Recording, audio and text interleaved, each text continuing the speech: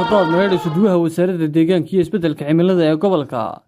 iyo taliyaha qaybta biliiska oo kaashanaya ciidanka biliiska ee gobolka ayaa fuliyay howlgal lagu baabiinayo dugsiimo cusub oo sharci darro oo laga sameeyay dhul daaqsimeedka weyn ee loo yaqaan Mareerka kaas oo ah dhul daaqsimeed ay xooluhu ku baxsadaan xilliyada abaaraha gudoomiyaha gobolka Daadmareer Cabdiraxiin Maxamed Axmed taliyaha qaybta biliiska ee gobolka Ismaaciil Cali Farlow iyo isuduwaha wasaaradda deegaanka iyo isbeddelka cimilada ee gobolka Daadmareer Cabdiqadar Adawaa Xaaji Abakor oo halkaas warbaahinta qaranka kula hadlay ayaa sheegay in aanay haba yaraatee aan la ogolayn samaysashada wax dugsiimo oo cusub iyagoo halkaasna fadhiin ugu daray cid kasta oo ku foogan inay dugsiimo ka samaystaan dhul daaqsimeedka maanta waxaan ku soo baxnay Daadmareer meeshii Mareerka ee xooluhu ku baxsan jireen waqtiyada jiilaalka xoolaha ka yimaada galbeed kuwa waqooyi ka yimaada kuwa bari ka yimaada iyo kuwa hawd ka yimaada guntiba howlgalkaygana oo hogaaminaya gudoomiyaha gobolka Daadmareer taliyaha qaybta iyo anagu aan ku wada soconay ciidanka booliisku waxa ujeedadiisu ahayd meeshii gobolka magaca gobolka ma sidatay ee Daadmareer ee Mareerkaas ka bixi jiray xooluhu ku baxsan jireen in ay ka dhigeen damceen ka dhigeen magaaleyn oo arkaysaan wanaga baabino oodii iyo wixii ay ku xidheen dadku isugu yimi waana waxaan macquul ahayn meesha xoolahan ku baxsanayaan waqtiyada jilaalka in laga dhigo magaalo anagu wasaarad ahaan waxaan noo qorshaysnayd inaan haddii Ilaahay ka dhigo sanadka dambe xidhno si uu soo noolaado Mareerkaasi oo uu noqdo mid intan markuu yahay ka kora maadaama marka roob yar ku daaba xooluhu isugu imanayaan la ciifinayo in aanu xidhno 6 bilood ka dhigno sanadkii 2 jeer xidhno ayaa qorshe aan ugu jirtay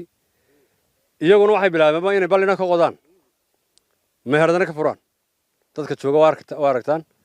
waa dadkii deegaankan joogay ee xoolaha Mareerka daaqaya la joogay waxaan uga digayaa cid kasta oo ku hawlan ama dib ugu soo noqota meeshaas inaanu sharciga marin doono imikana maxabistii aanu qabanay waanu haynaa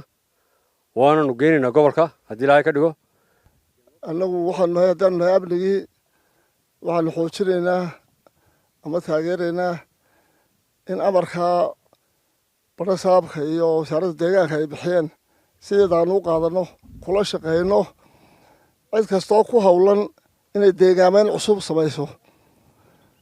waxaanu aaminsannahay in sida kuwa looga gubay ama looga baabi'in doono halkan iyadaana sidaanu u xidhnay bay u xidhnaanaysaa ciddii dhaqdhaqaaq daba ka dabaysan insha Allah bismillahi karim dee wixii aan dhiman waa laga wada war helayaa dadkuna waxaa loo baahan yahay qofka ka baabi'inaya dadka xoolaha wato waxaas waa geel iyo ari aynu dhex joognaa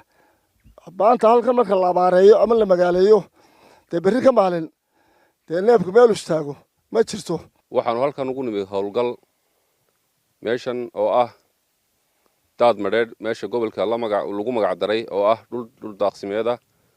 oo ah meelaha runtii gobolka xooluhu ugu badan ay joogaan waqtiyada adag ee abaaraha jiraan meelaha runtii dhulku xooluhu ku baxsadaan iyadoo ah ayaa runtii si sharci darro ah dad